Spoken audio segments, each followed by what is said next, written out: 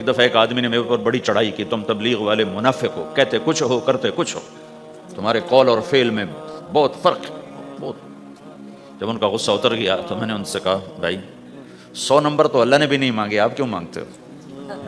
اللہ نے کہا ہے فمن ثقلت موازینہ، جس کی نیکیاں بڑھ جائیں گی گناہ تھوڑے ہوں گے تو پاس کر دوں گا۔ تو 100 نمبر تو اللہ نے بھی نہیں کہا کہ ایک گناہ تیرے کھاتے میں نہیں ہونا چاہیے، 100/100 نمبر لے گا تو جنت دوں گا، نہیں تو ریپٹ مار کے جہنم میں ڈالوں گا۔ تو 100 نمبر تو اللہ بھی نہیں مانگتا، اسے پتا ہے میرا بندہ کمزور ہے، کبھی گناہ کرے گا کبھی نیکی کرے گا۔ تو وہ کہتا ہے جس کے پاس 51 نیکیاں ہوئیں اور 50 گناہ ہوئے تولوں گا تو 51 جھک جائیں گے نا، 50 معاف۔ مثال دے رہا ہوں میں، ہمارے علاقے میں ایک زمیندار تھے، وہ ذکر بھی بہت کرتے تھے، گالیاں بھی بہت دیتے تھے، ادھر سبحان اللہ تیرے فلانے الحمدللہ کے ساتھ ایک پھکڑ تولتے تھے، ساری زندگی وہ ایسا ہی کرتے رہے۔ جب وہ فوت ہو گئے تو کسی نے ان کو دیکھا تو انہوں نے پوچھا کہ میاں صاحب آپ کے ساتھ کیا ہوا؟ آپ تو گالیاں بہت دیتے تھے۔ خود انہیں پوچھ رہے آپ تو گالیاں بہت دیتے تھے تو آپ کے ساتھ کیا ہوا؟ کہ اللہ تعالیٰ نے میرے ذکر اور میری گالیوں کو تولا تو میرا ذکر بڑھ گیا تو میری بخشش ہو گئی۔ اللہ نے بھی کاؤنٹنگ رکھی ہے، پرفیکشن مانگی ہی نہیں۔ اگر اللہ پرفیکشن مانگتا تو پھر آپ کہتے تم کرتے کچھ ہو کہتے کچھ ہو۔ اگر میں کہتا صحیح ہوں تو ایک نیکی تو کر رہا ہوں، اور کرتا نہیں ہوں تو ایک گناہ کر رہا ہوں۔ کیا پتا میرا رب میرے کہنے کے طفیل میرے نہ کرنے کو معاف کر دے۔ بس ایک صورت میں ہے کام خطرناک کہ اگر میں اس کہنے سننے کو اپنی دنیا بنانے کا ذریعہ بنا لوں پھر خطرناک ہے۔ تأمرون الناس بالبر وتنسون انفسکم وانتم تتلون الکتاب، وہ یہ آیت ہے۔ لیکن اگر میرے اندر اخلاص ہے تو پھر میں انسان ہوں، کبھی اچھا کروں گا کبھی برا کروں گا، لیکن میرے ذمہ صدا لگانا ہے۔ تو بھائیو اس تبلیغ کے کام کو کرتے رہنا، اس سے ایمان بنتا ہے، ایمان سے دین وجود میں آتا ہے۔ دین کے 2 حصے ہیں، ایک عبادات ہے جس میں نماز سب سے اہم ہے، پھیری پہ ہو گھر پہ ہو نماز نہ چھوڑو۔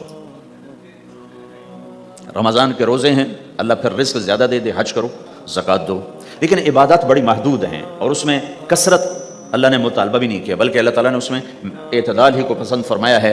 اللہ تعالیٰ نے ہمارے نبی لمبی لمبی نمازیں پڑھتے تھے تو اللہ تعالیٰ نے روک دیا کہ ما انزلنا علیک القرآن لتشقی، میرے نبی میں نے تمہیں قرآن اس لیے نہیں دیا کہ تو لمبی لمبی نمازیں پڑھ کے تھکتا رہے، درمیان نہ چل۔ اللہ کے نبی نے تبلیغ میں زیادہ زور دکھایا تو اللہ نے اس پر بھی کہا فلا تذهب نفسك عليهم حسرات، اتنا غم نہ کیا کر کے تو خود ہی ہلاک ہو جائے، نہیں ایسا نہ کر۔ تو عبادات محدود ہیں اور اس میں اعتدال مطلوب ہے۔ سارا دن مصلی پہ بیٹھنا یہ اللہ نہیں دیکھنا چاہتا، اللہ یہ دیکھنا چاہتا ہے کہ تو باہر جاتا کہ میں دیکھوں کہ اب تو کیا کرتا ہے۔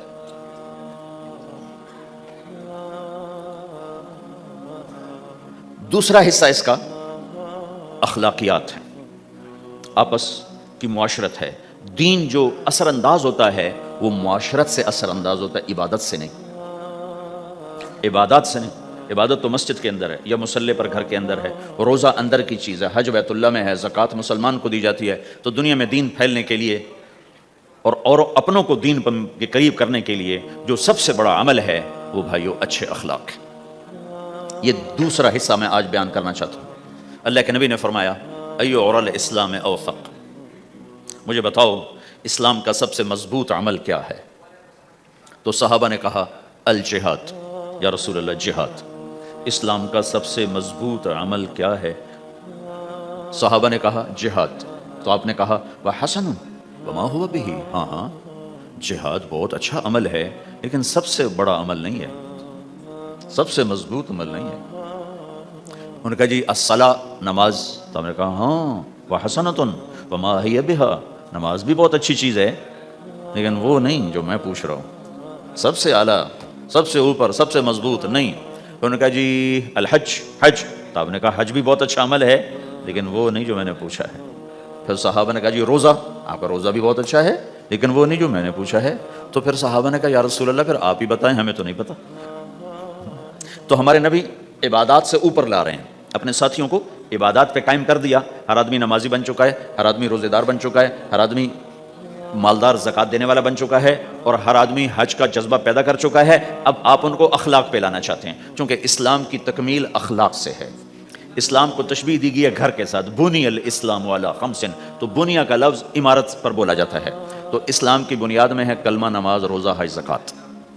اگر اس مسجد کی بنیادیں بھر دی جائیں تو اس کو مسجد تو نہیں کہیں گے نا، ہاں جی بنیادیں ڈال دی ہیں، چھت ڈالنی ہے، جب چھت پڑے گی تو پھر یہ مسجد کہلائے گی۔ تو اسلام کی بنیاد قائم ہو چکی تھی، اب آپ چھت ڈالنا چاہتے تھے۔ چھت کیا ہے؟ وہ اچھے اخلاق ہیں، تو اب آپ ان کو اوپر لا رہے ہیں، اوپر لا رہے ہیں۔ تو آپ نے جب پوچھا تو انہوں نے وہی کہا جو انہوں نے ابھی سیکھا تھا، نماز، روزہ، جہاد، حج، لیکن آپ نے سب کی نفی کر دی، نہیں یہ بھی نہیں، یہ بھی نہیں، یہ بھی نہیں، یہ بھی نہیں۔ اچھا یا رسول اللہ آپ بتائیں، تو آپ نے فرمایا ان اوثق عر الاسلام الحب للہ والبغض للہ، اسلام کا سب سے مضبوط عمل وہ آپس میں اللہ کے لیے محبت کرنا ہے۔ اسلام کا سب سے مضبوط عمل وہ آپس میں اللہ کے لیے محبت کرنا ہے۔